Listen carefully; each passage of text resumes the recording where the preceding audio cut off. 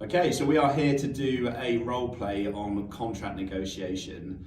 So the context for this is that I'm going to be a consultant at Stanton House and Josh is going to be a client. He's going to be a purposely difficult client. He's going to throw a few objections at me. HR manager. Yeah, he's going to be a HR manager. Should we just stick to Josh? Yeah, Josh, the HR manager, Josh, just for ease of it. HR So manager, Josh is a HR manager. And we're going to say that he's at Viking Cloud just because that's a Chicago-based company and it's a vendor, so it kind of appeals to everyone. So in terms of where we are in the journey right now, I have reached out to Josh. He's come back to me to set up an initial meeting. We've had that initial meeting. I've told him about Stanton House. He's hopefully kind of engaged with Stanton House. Reasonably bought in. Yeah, that's a good way of looking at it. But since the first meeting, things were kind of going well, but then it sort of petered out a little bit. I've been chasing Josh for the last couple of weeks. I'm playing hard to get. He's playing hard to get, yeah, absolutely. I finally managed to get a meeting in with him, and this is to kind of follow up on the contract conversations. Hey Josh, how's it going? Yeah, good. How are you? Yeah, good, thank you. Good. How's your day going? Yeah, it's Tuesday. Yeah, is that a good thing or a bad thing? Yeah, it's all right so far. Lots going on. Busy. What about you? Yeah, equally busy. It's been a busy few weeks for us. We've got a lot of stuff on, which is quite a nice feeling because often as you get to the holiday period, things start to slow down a little bit, which we haven't experienced yet, which has been nice. Things busy at Viking Cloud. Yeah, no, I was going to say I'm not sure I'm experiencing the slowdown either for the holidays. It's all go over here. Oh, nice, cool. Well, look, I wanted to find some time to have this follow-up conversation because I'm conscious we had a chat a couple of weeks back. Obviously told you a little bit about Stanton House, kind of felt like there was some potential there that we might be able to work together. I know that you guys have got a few live roles. I've been kind of checking them out and definitely they look like things that we could help with. So I know we touched on maybe getting terms signed so that we could kind of get something formal in place and really kick off working with you. I know since we met, we've not managed to get much movement on that. So I just wanted to kind of check in and hear how things are going and yeah, I guess over to you really. Is there anything that you'd like us to do to move this along? Yeah, no, I don't think so really. I mean, right now we just, we've only got sort of like, 8 open roles that may be within your remit. And, none of them are sort of super urgent right now. So I just don't think we need your help in this moment. Mm-hmm. So those 8 roles that you've got on, are you saying that you have candidates for them? Yeah, well, I think the ones that have been open for, over a month, we have, some people that kind of look hopeful and the ones that we don't have candidates for, they're quite new roles and maybe only been open for a couple of weeks. Mm-hmm. Okay, yeah, that makes sense. But it's all a matter of timing, isn't it? Like if you genuinely do have candidates for those roles and you're good to go, then fair enough. I mean, I'm happy to stay patient with it. I guess I would say from my perspective, there's no harm, I don't think, in me at least showing you some of the candidates that we have so that you can have some comparisons to what you currently have, even if you end up not going for the candidates that we put forward. I mean, would there be any downside from your perspective to just getting at least something in place so that we can share some candidates with you, even if you don't end up progressing with them? I think it just needs to be done right, Henry. Like, I don't want your team to be working on this and sending candidates if we don't need them in that moment. Mm-hmm. Okay, yeah, understood. And what are the hiring plans after this initial batch of candidates that you're looking to hire?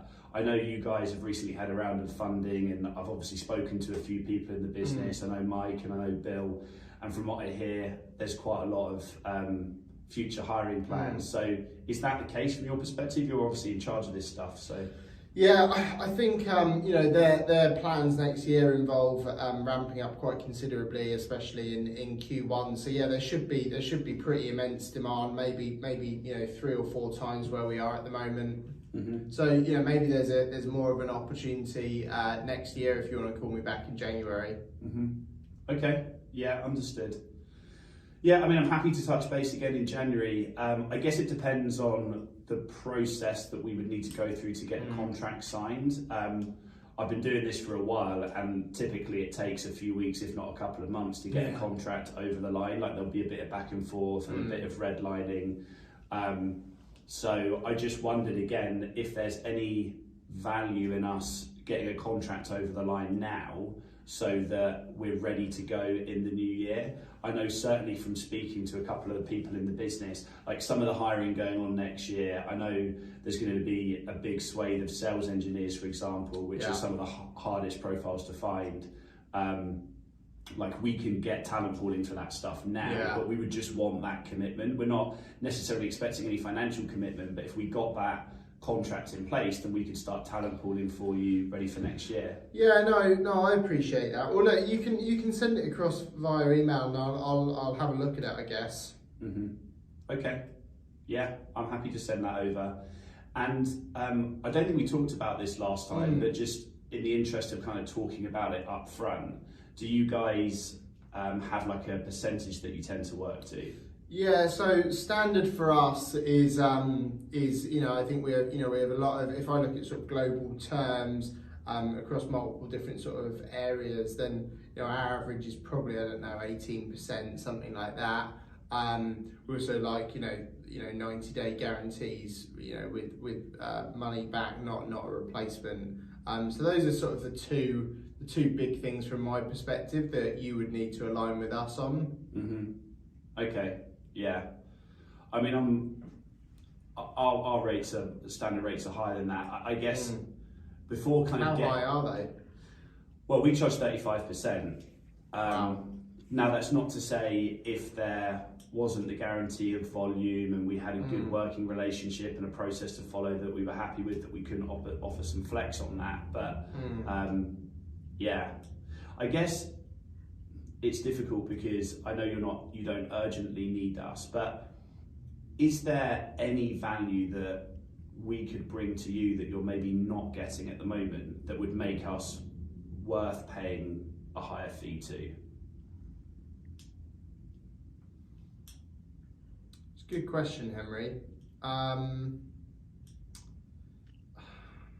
think my biggest thing is we have, a lot of agencies signed up and they don't work the channels properly. I'll find out that they're working on a job that's not been released to them properly.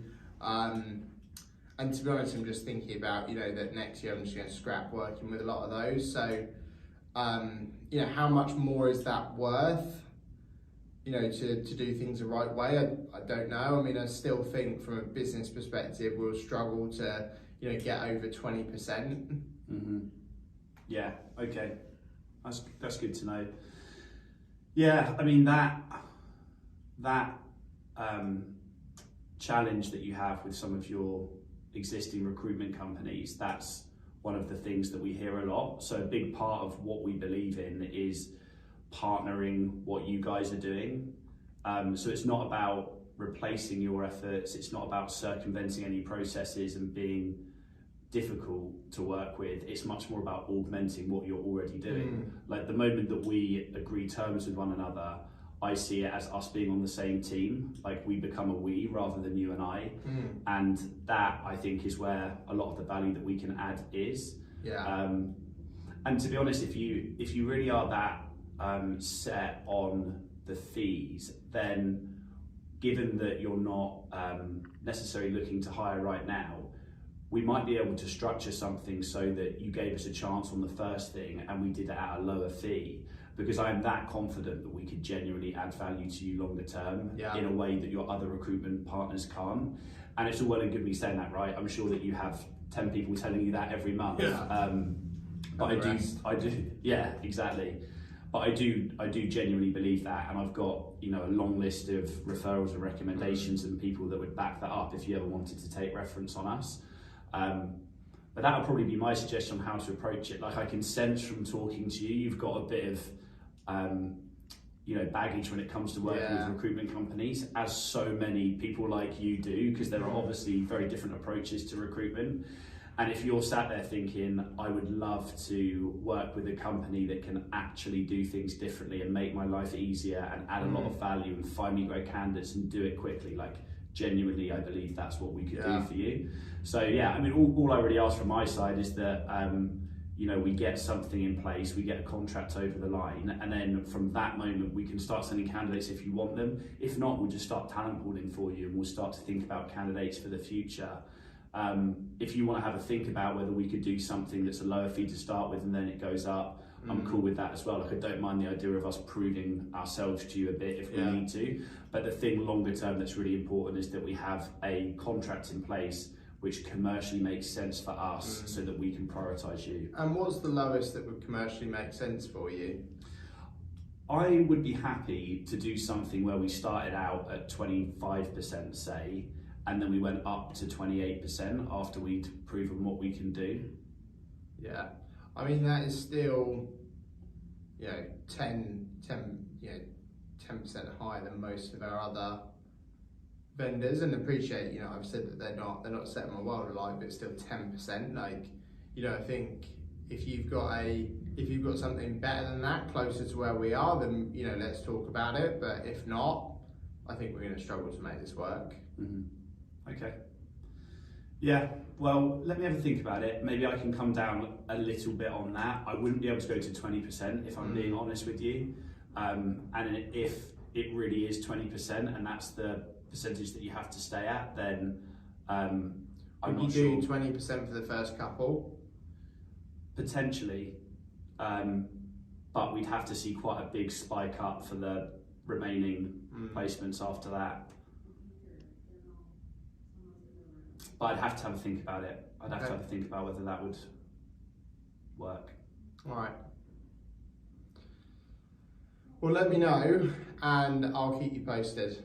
Cool. Yeah, let me know. I mean, from everything I've heard, like, we purposely don't work with everyone in the market. We just support cyber vendors, so it's quite a small market, and we like working with companies we feel like we can add a lot of value to, and I think Viking Cloud would be one. So I'm super excited about this if we can just get something in place that works for everyone. So yeah, I'll come back to you with some thoughts. Okay. And you let me know if it works. But yeah, hope we can make it work and start helping you out. All right. Thanks, Henry. All right. Cheers, Josh.